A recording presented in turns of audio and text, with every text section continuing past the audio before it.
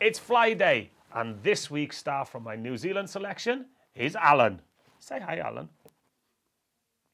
It doesn't talk. It's not lifelike enough. Just sits there in the vise and does nothing.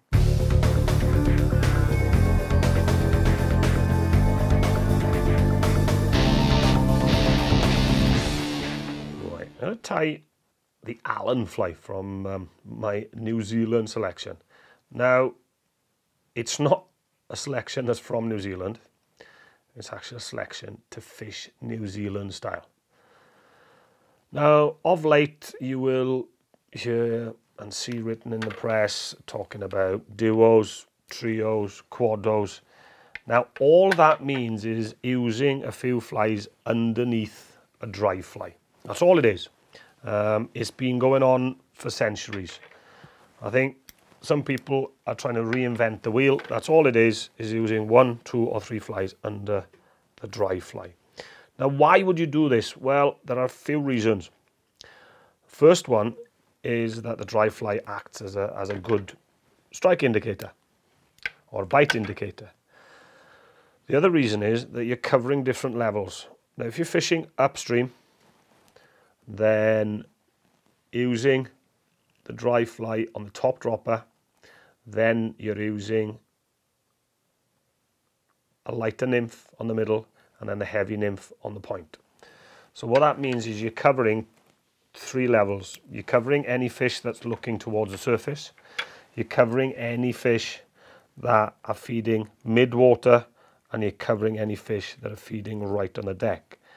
And I love this method as a searching out method. So if you're coming to a new river and you can't see any fish rising, well, this is a fantastic method because you find out very, very quickly what level the fish are feeding at.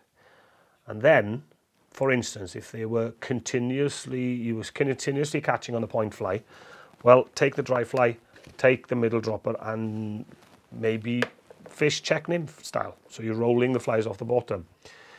If you find you're only catching in the middle fly, then take the heavy fly off the point and you could fish upstream, spider and a nymph pattern. And then if you find that you're only catching on the dry fly, or fish are turning onto the dry fly, not catching. If you're turning onto the dry fly, then drop all the others off and just fish the dry. The downside of fishing this method is that you do get a lot of aborted takes on the dry. Because to fish New Zealand style properly, what you do is you fish off the bend of the dry fly. And that means if a fish comes in and feels the resistance of that nylon coming off the bend onto the second fly, then they will abort. Now I'm just put the rib in there.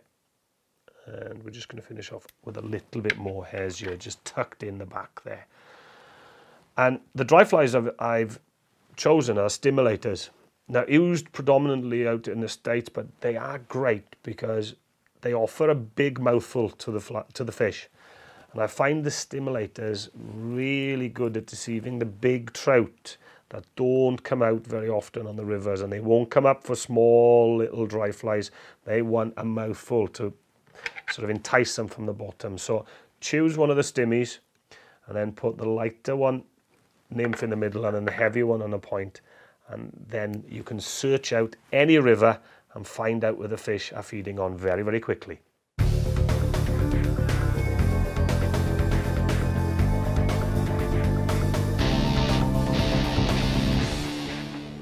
Wake up! Still can't get it back alive. Still don't work.